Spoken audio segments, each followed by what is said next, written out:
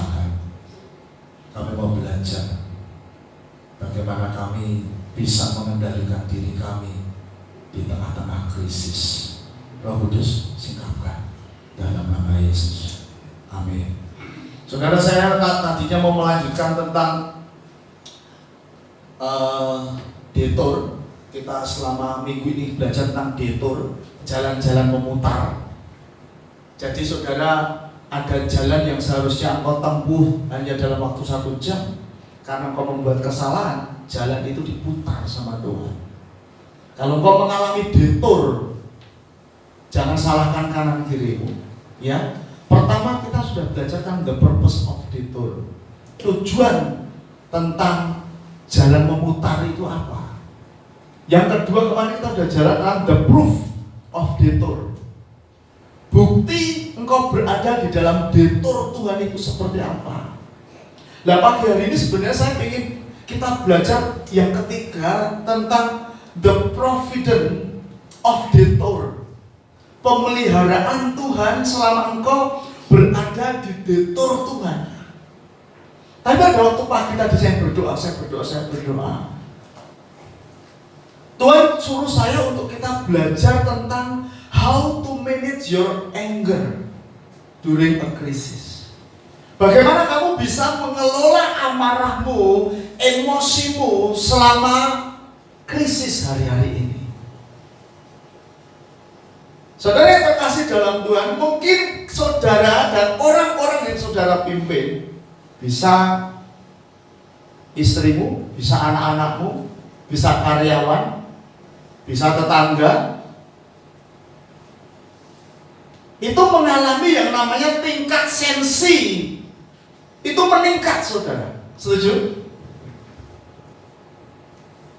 Nggak tahu. Saya mungkin bagi Pak Ruswandi biasa di Jakarta, karena tiap hari di Jakarta. Beberapa hari ini saya ke Jakarta, itu orang kesinggung sedikit aja marahnya luar biasa. Saya yakin orang itu bisa meledak di situ.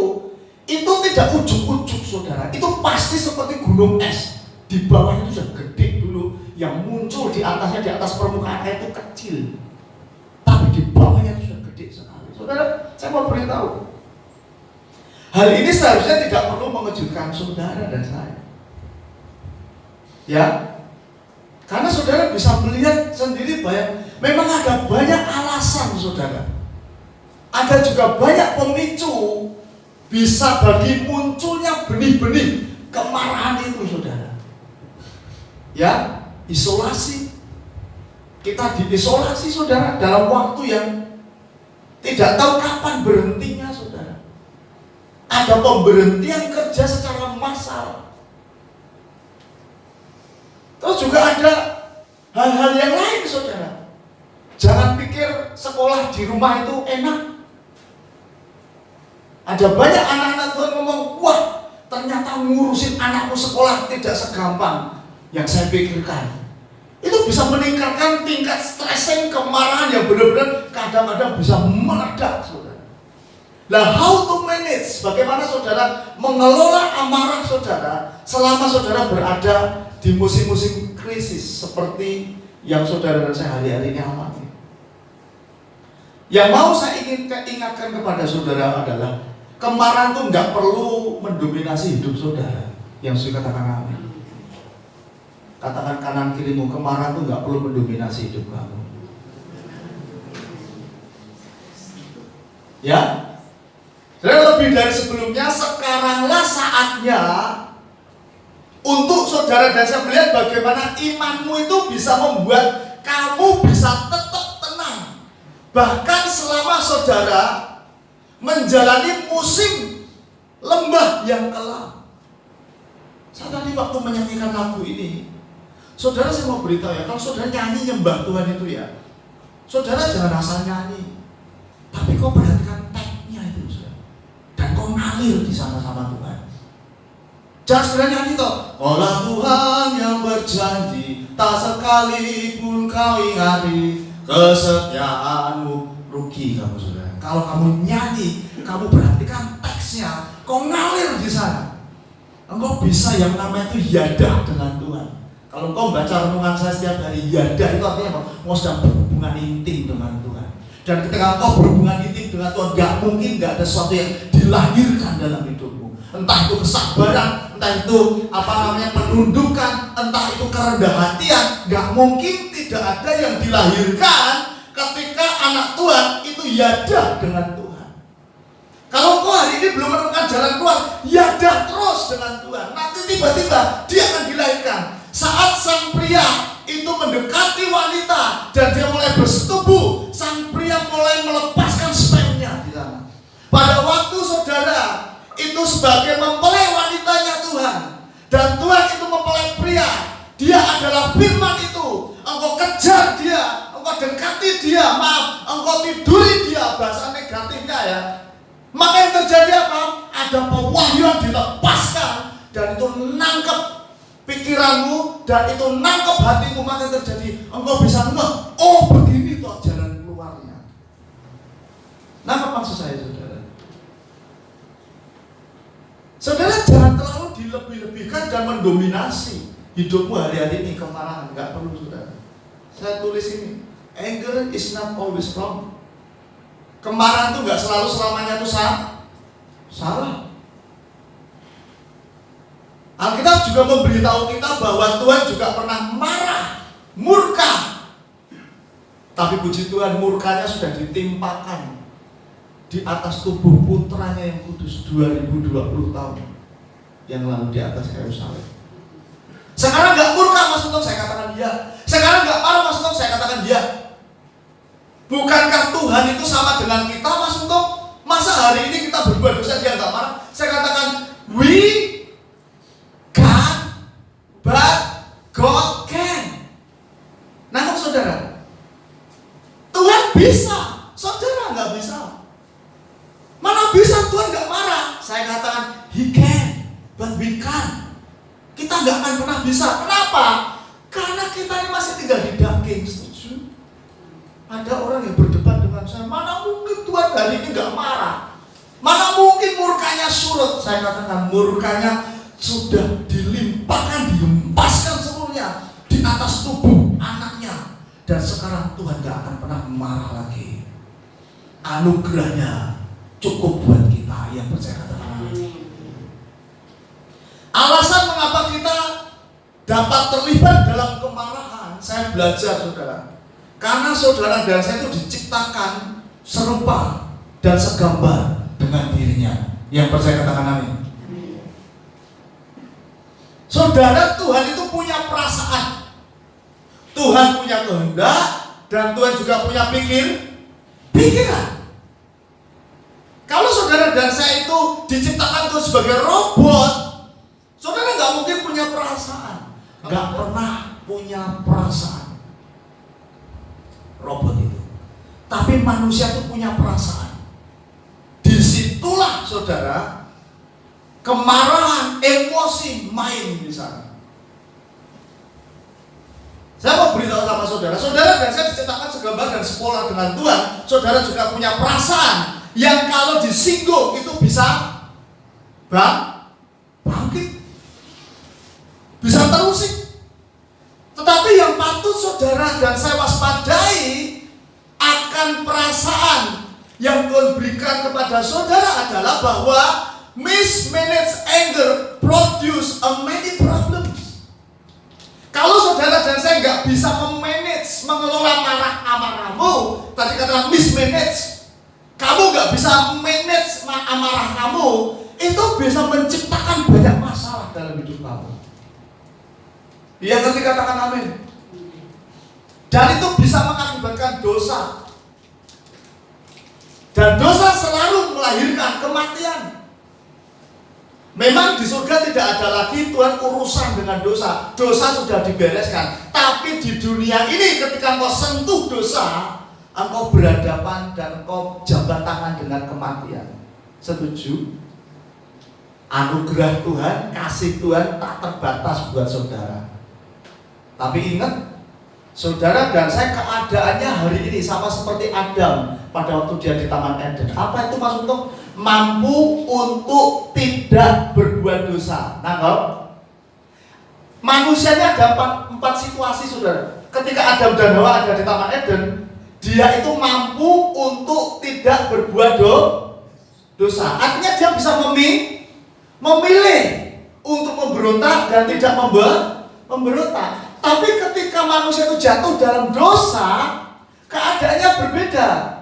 Manusia tidak mampu untuk tidak berbuat dosa. Jadi keinginannya itu selalu berdosa. Tangkap saudara. Ya. Dan itu wajar kalau saudara melihat orang yang belum dibenarkan oleh Tuhan berbuat dosa dan nyaman, kamu jangan stres. Namun sekalipun juga itu orang benar dia berbuat dosa, kamu juga jangan ngakini, jangan stres. Karena apa? Masih daging di sana. Anggap ya di sini ya. Jadi mismanaged anger produce a many problems. Kalau engkau nggak mau belajar ngelola kemarahan kamu, yang terjadi engkau sudah menciptakan masalah. Dimanapun kakimu melangkah, masalah nempel dalam hidup kamu. Tapi puji Tuhan saudara, firman saudara membantu kita memberitahu tentang bagaimana cara saudara dan saya itu mengelola atau menang atas amarah di tengah kondisi yang gerah dan ya saudara, parah saat ini. Nangkap saudara. Saudara, pagi hari ini kita akan belajar ada 6 pola tentang bagaimana saudara dan saya bisa menjadi good manager of anger in life. Saudara, kita akan belajar tentang 6 pola atau 6 strategi bagaimana saudara bisa menjadi seorang manajer yang baik dalam mengelola perasaan kamu, mengelola amarah kamu. Nah, yang pertama yang saudara harus catat adalah saudara harus sadari betul bahwa harga dari amarah yang tidak terkendali. Tangkap ya. Yang pertama yang saudara perhatikan adalah saudara sadari bahwa ada harga yang besar ketika engkau selalu mengembangkan amarah yang tidak terkendali. Mudah sekali meledak, saudara. Itu harganya berat atau besar sekali, saudara. Saudara, saya percaya ketika saudara belanja di mall, saudara akan ngerti barang itu dari kualitasnya seperti apa, dari label harga yang ditempelkan di situ. Setuju? Saya kok percaya saudara selalu bisa mengenali label harga dari tingkat dan bobot kemarahan saudara sendiri. Kalau aku marahnya seperti ini, bobotnya itu 1, dampaknya itu apa sih? Nangkep? Kalau aku marah bobotnya 20, itu dampaknya seperti apa sih? Kalau aku marah bobotnya itu nilainya itu 100, sampai mulut ini mengeluarkan kata-kata jahat kepada pasangan kamu, dampaknya apa sih? Kamu mesti ngitung harganya, saudara. Kalau kamu gak mau belajar ngitung harga, engkau akan menjadi anak-anak Tuhan yang dibenarkan sekalipun, tapi hidupmu gak akan efektif dalam hal ini. Yang ngerti katakan amin. Kau mesti ngitung, saudara. Buka yuk di Amsal 29 ayat yang ke-22. Kalau itu masalah-masalah yang remeh, kamu gak perlu pakai hitungan yang harusnya besar dan tinggi, saudara. Gak perlu, saudara. Saya pakai terjemahan yang lain, NCV. Di sini apa? Yuk baca bersama-sama ya teman-teman di sini yuk. 1, 2, 3. Si pemarah menimbulkan pertengkaran dan orang yang lekas apa? Banyak. Gimana tadi? Si pemarah. Kalau pemarah itu berarti pekerjaannya, hobinya apa? Si pemarah menimbulkan apa? Kalau dalam bahasa Inggris itu banyak masalah. Ya. Dikatakan dan orang yang lekas gusar. Lekas gusar itu apa? Gampang tersinggung bahasa Inggrisnya. Siapa di sini yang banyak gampang tersinggung? Ya, sedikit-sedikit tersinggung, sedikit-sedikit tersinggung. Ya, dikatakan banyak pelanggar, banyak pelanggarannya. Kalau dalam The Message dikatakan banyak ruginya. Nangkep saudara? Bagaimana nggak rugi? Customer datang, pembeli datang dengan membawa banyak uang, tapi penampilannya biasa-biasa saja. Sementara dia yang penjual itu menjual produk yang mahal, tapi dia nggak ngerti si pembeli itu sedang tipu-tipu. Penampilannya sederhana, duitnya banyak tanya. Ini mobil dibuat tahun berapa ya? Keunggulannya apa ya? Si penjualnya lihat, penampilannya kok kusut kayak gini ya? Ya, dilihat mukanya kok jenggotan kayak gini gak dirawat. Tanya lagi, pakainya sendal. Makanya jangan hakimi orang dari kamu akan rugi secara kamu bisa tak. Makanya si penjual ini menerangkan produknya tidak lagi sesemangat ketika pembelinya itu pakai jas, ya toh? Pakai baju yang bagus. Dia terangkan apa adanya. Tapi karena si penjual ini pengen ngerjain si pembelinya, pengen ngerti kualitas marketingnya, mental marketingnya seperti apa, ditanya terus. Ini mesinnya bagaimana keunggulannya? Ini spare-nya apa? Ini bangkunya terbuat dari kulit apa? Gusar dia. Begitu gusar banyak masalah. Ternyata yang beli yang punya sendiri. Halo. Yang beli ternyata bosnya sendiri. Bukan banyak bos, bukan banyak bos. Dia penemunya sendiri. Penemu mobil itu. Cuma dia hanya pergi ke negara lain dan dia pengen jajal mental marketing dari yang memasarkan produkku itu seperti apa. Orang yang lekas gusar banyak masalah. Kalau kamu nggak pengen banyak masalah dalam hidupmu, jangan cepat tersinggung. Saudara mungkin bisa melihat praktek-praktek kemarahan ini dalam hidup saudara dan dalam kehidupan orang lain. Kalau aku marah, kelak yang akan nanggung akibat kemarahanku itu seperti apa? Kamu harus hitung itu semuanya, saudara. Saudara buka dulu yuk Amsal 14:29. Ini bagus ayatnya, saudara. Amsal 14:29. Saya hanya meng-encourage teman-teman ya, jangan baca Alkitab yang cuma di gereja doang. Minyakmu kering, saya kasih tahu. Ya, baca di rumah, cintai firman Tuhan, minyakmu penuh, saudara. 14:29. Yuk, 1, 2, 3. Orang yang sabar besar pengertiannya. Orang yang apa? Besar apa? Kalau dalam bahasa Inggris tidak dikatakan orang yang sabar. Nah, sabar itu bahasa Inggrisnya dipakai kata long suffering. Kata long suffering artinya apa? Penderitaan yang apa? Saudara, aku loh sabar nunggu kamu. Kamu gak berubah-ubah, berarti itu gak sabar. Wong sabar itu artinya long penderitaan ya gak ada batas. Makanya saudara jangan sombong, aku nih sabar, aku sabar sama kamu. Dia katakan itu gak sabar itu. Kalau kan sabar itu long suffering itu apa namanya tadi? Long suffering apa? Penderitaan yang berkembang. Jadi ketika kamu sabar itu kamu memilih menderita. Menderita apa? Ocehannya. Haleluya. Nah, di sini orang yang sabar besar pengertiannya. Jadi pada waktu engkau menghadapi masalah, engkau sabar, engkau bisa memilah-milah masalahmu. Nangkep saudara? Maka pengertianmu, understanding kamu, hikmat kamu akan bertambah. Nangkep ya? Di dalam masa krisis ini kamu harus mengembangkan kesabaran di tengah-tengah ujian. Termasuk juga dalam hal engkau menantikan solusi yang dari Tuhan. Aku wis doa kok enggak dijawab-jawab ya.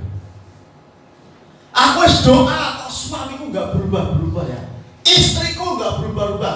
Bisnisku enggak berubah-berubah. Situasi enggak berubah-berubah. Aku wis sabar. Itu bukan sabar. Yang namanya sabar itu apa namanya? Saya gambarkan seperti permukaan diri. Orang yang sabar, orang yang selalu mengerjakan permukaan dirinya sendiri terus. Masih ingat khotbah saya minggu yang lalu? Gak ada kedewasaan tanpa permukaan. Katakan, gak ada kedewasaan tanpa permukaan. Amin, saudara. Kadang-kadang gak ada jalan keluar tanpa permukaan. Kalau dalam hidup ini kamu tidak akan pernah, kalau dalam hidup ini kamu menjauhi permukaan diri terus-menerus, kamu tidak akan pernah dewasa.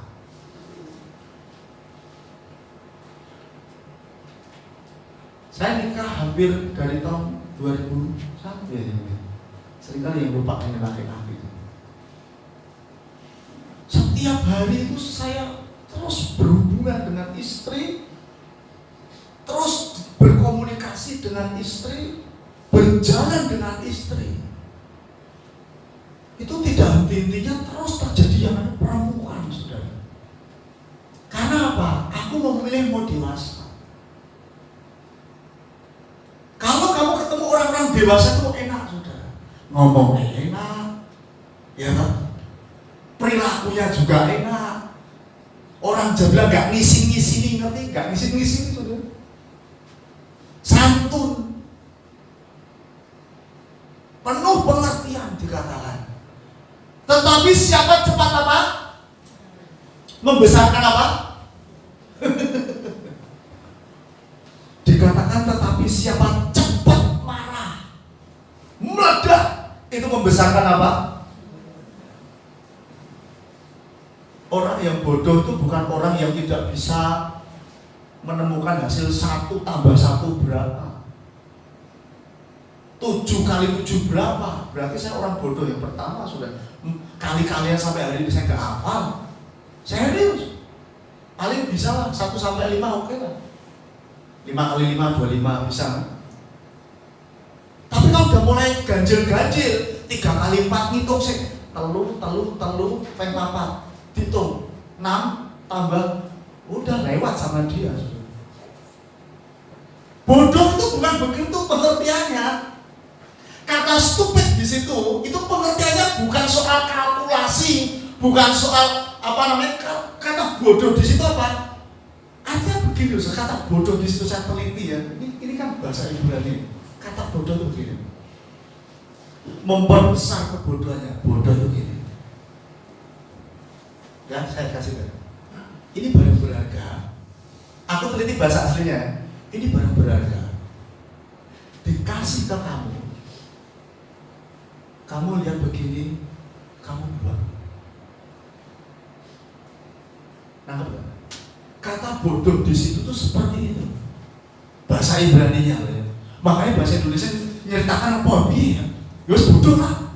Mau dikasih barang berharga di mana? Diamati, dibuang. Kenapa saudara? Nah dikatakan kalau kamu cepat marah itu kamu seperti itu. Kayak tadi, harusnya dia beli mobil, harusnya dia dapat promosi, jadi apa? Bodoh. Harusnya dia tetap sabar, memang dia dibayar untuk itu, setuju. Memang dibayar untuk menerangkan itu kok. Siapa yang mau beli gembel sekalipun mesti dilayani. Maka saya pesan sama teman-teman semua, kamu jangan lihatlah apa namanya penampilan orang baru kamu memperlakukan dia yang benar. Enggak usah, saudara. Perlakuan siapapun gembel sekalipun, saudara. Perlakuan dengan benar. Pengemis-pengemis, pengamen-pengamen di jalanan, hormati dia. Karena apa? Di dalam dia ada benih raja, ada darah raja di sana. Amin. Jangan saudara melihat menghargai orang sesuai dengan status orang itu. Hanya kali yang pakai mobil saja saudara. Saya biasanya mantok-mantok aja biasa sama saudara biasa, sama orang yang biasa saja. Ya bukan berarti sama orang yang memberkati kita, yang lebih kaya terus urapan begitu ya biasa aja. Yang ngerti penghargaan lebih tinggi itu kan Tuhan. Setuju saudara? Namun mungkin saya bisa mantok begini dengan saudara, tapi di sana nilainya 100. Tapi saya bisa mantok dengan orang begini dengan orang yang membawa misalkan alat ke gereja ini mantok nih di sini 1. Kamu ngerti nggak? Halo, urusannya hati saudara. Nangkep ya? Jadi di sini tuh mesti tetap santos terus. Ketemu sama orang santos terus, respectful namanya. Oke? Yuk yang kedua, Amsal 14:17 deh. Baca bersama-sama 1, 2, 3. Siapa lekas naik darah berlaku apa? Bodohnya sama, diulang lagi. Terus dikatakan, tetapi orang yang bijaksana apa? Saudara ingat nggak sama saya mau ngajak sebentar. Saudara ingat nggak Yesus pernah ngomong begini? Jangan memberi mutiara kepada siapa? Ingat saudara, bentar. Terus lanjutannya piye? Hah? Jangan memberi mutiara kepada. Jadi jangan berikan mutiara kepada apa? Babi. Lanjutnya gimana? Nanti dia akan buang kotoran lagi, setuju? Boleh nggak? Boleh nggak saya ngomong? Boleh nggak? Saya samakan orang yang cepat besar kayak siapa? Kalau kata bodoh tadi seperti ini loh, ini bagus, terus diterima, terus gimana? Buang. Yesus ngomong gini, jangan berikan mutiara kepada babi. Mutiara ini berharga nggak sih? Tapi babi memerlukan yang mutiara itu gimana? Dibuang ke kotoran. Dengan kata lain, boleh nggak saya namakan? Orang yang lekas gusar itu lekas naik darah. Kayak siapa?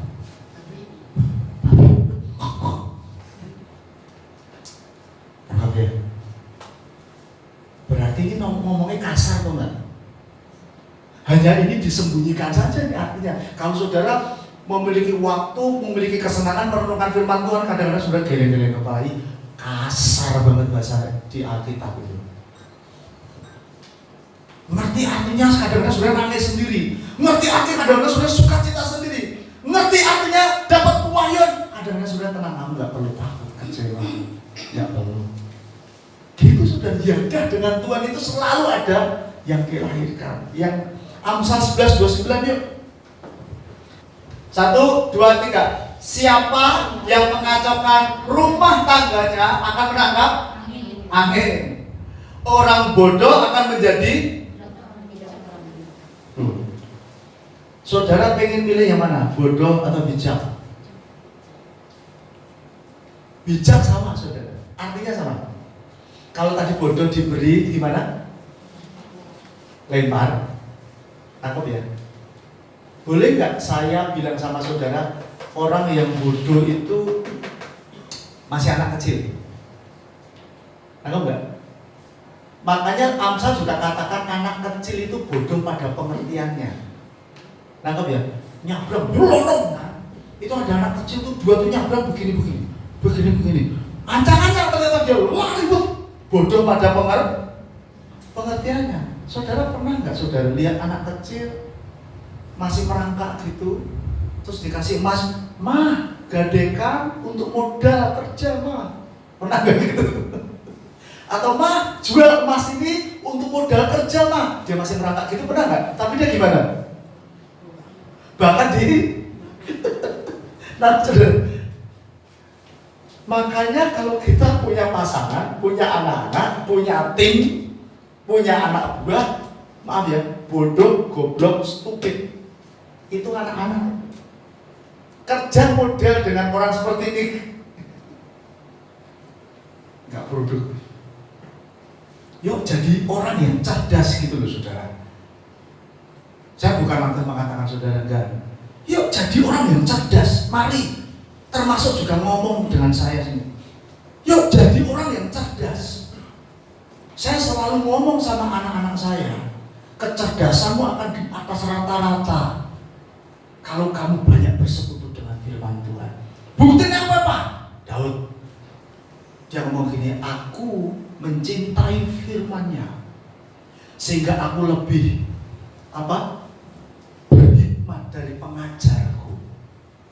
Aku lebih mengetahui banyak hal dari imam-imam yang melayani di bait suciku. Tidak ada kamusnya orang yang banyak belajar firman, merenungkan firman, dan mentaati yang dia katakan, itu tetap dalam keadaan bodoh. Dikatakan orang bodoh akan menjadi budak orang bijak. Saudara ingin orang bijak atau bodoh? Your choice, pilihan kamu.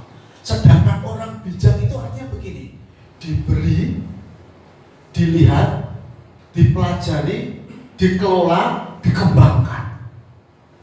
Itu bijak. Nah, saudara, bedakan dengan bodoh. Jadi saudara nangkep ya, ini tak ajarin dalam sekali ini, saudara. Kalau engkau bijak, engkau dikasih apapun yang ada di tanganmu itu kembang. Itu bijak. Nangkep, saudara? Kemarin saya ketemu sahabat lama saya, saudara. Kalau kita ini anak Tuhan gak bijak, sedangkan orang-orang yang belum mengenal Tuhan itu bijak, saya mau tanya sama saudara, hidupnya lebih diberkati mana? Itu mereka loh, karena mereka kita ini gimana? Dikasih sesuatu buah. Tapi begitu Tuhan hukum universalnya itu dikasih bukan anak-anak Tuhan, dipelajari, dikembangkan. Sahabat saya ini cerita, dia hanya sukanya tuh ikan, saudara. Ikan hias dia sukanya tuh. Dia cerita, justru di musim ini ya Pak Untung, itu penghasilan pemasukanku tuh berpuluh-puluh kali lipat. Karena banyak orang stres tuh gak keluar-keluar lihatin ikan. Aku justru belajar dari orang-orang yang belum kenal Tuhan. Itu bijak, Pak. Gimana kisahnya? Saya ini diajak kerja sama dia. Saya dikasih pinjem ruko, kerjasama ruko rantai 5. Dan dia dipanggil, kamu mau gak tak pinjemin rukonya, kita kerjasama, bagi hasil. Aku gak punya uang, gak perlu kamu punya uang. Yang penting kamu ada skill itu, ikan hias, pet shop, buka. Dan dia mikir, gimana supaya ruko ini laku keras, bagaimana bisa mendatangkan banyak duit. Karena dia punya hobi ikan, lantai pertama itu ikan semuanya, ikan hias semuanya. Lantai 2 itu diisi kucing semuanya, sama apa? Anjing. Lantai 3 itu makanan semuanya. Lantai keempat baru untuk administrasi. Terus dia cerita, Pak ini kok bisa dapat kayak gini, ceritanya gimana? Terus dia cerita, kamu tahu nggak Pak? Aku kadang-kadang malu dengan orang-orang yang nggak kenal Tuhan itu tapi bijak. Gimana Rek ceritanya? Ini orang yang punya ruko, pada waktu dia umur 16, 17 itu miskin sekali. Jual kue lopak itu apa ya? Kue apa ya? Pokoknya kue lah saudara, di Mangga Besar sana. Keluar kampung, masuk kampung, setia tuh menawarkan kue. Jadi kamu tuh nggak perlu malu Grace, kerja apa-apa. Dedek, cece, semua anak muda nggak perlu malu kerja. Kerjaan yang paling berat yang saya alami apa? Kuli bangunan. Jual koran. Dan itu dia jual kue gitu. Setiap hari tekun, jual kue tekun, hanya kue di tangannya itu kue terus. Lalu ketika ada orang kaya melihat dia, ini anak muda kok tekun ya, ulang ya. Terus dipanggil, sini Dek. Begitu dipanggil, kamu sekolah nggak? Enggak Om. Kenapa nggak sekolah? Buat makan aja nggak ada. Ngapain untuk sekolah?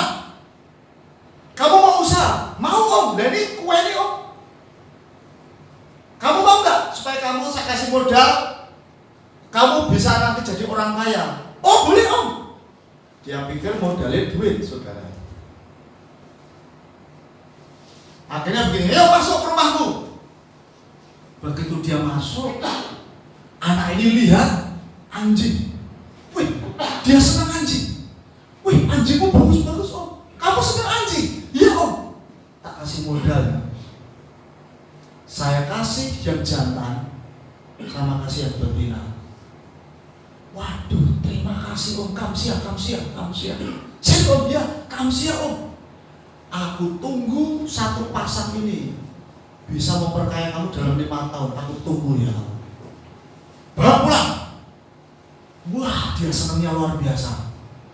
Sampai rumah, dia pelajari anjing Siberian. Itu kan anjing mahal, saudara. Terus dia diternakin, saudara. Diternakin terus. Tambah ternaknya. Sekali ternak dijual, tahun-tahun dijual 5 juta. Ada yang 3 juta. Wah, dijualin. Dari cuma sepasang anjing hari ini, ruko pet shopnya itu di Kelapa Gading itu 10. Di Bogor pet shopnya itu 4.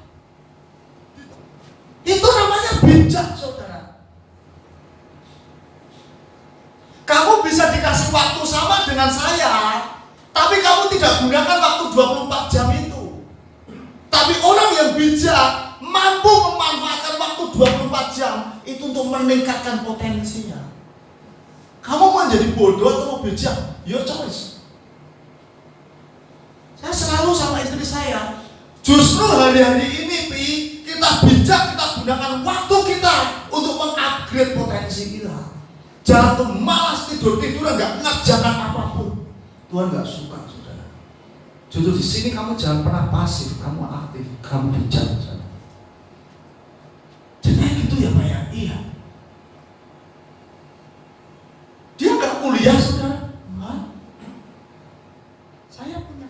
Dan dia ngomong sama saya, kalau kita jalan ya Pak, bengkok ya, muter-muter ya, ujungnya tahuan, kamu bengkok hati kamu Pak.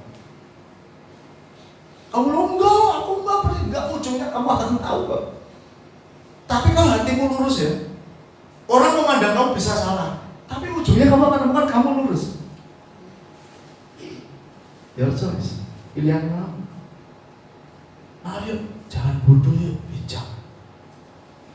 Bijak itu diberi apapun, itu bisa dikelola, termasuk hubungan. Kamu bisa memelihara hubungan. Pertama hubungan dengan A, levelnya 1, kamu bisa maintain di situ. Dinaikin sama Tuhan. Hubungannya dengan 3, di-maintain begitu, bukan memanfaatkan gitu, tapi membangun kekeluargaan. Kok bisa ya? Dinaikkan lagi, di-maintain 5.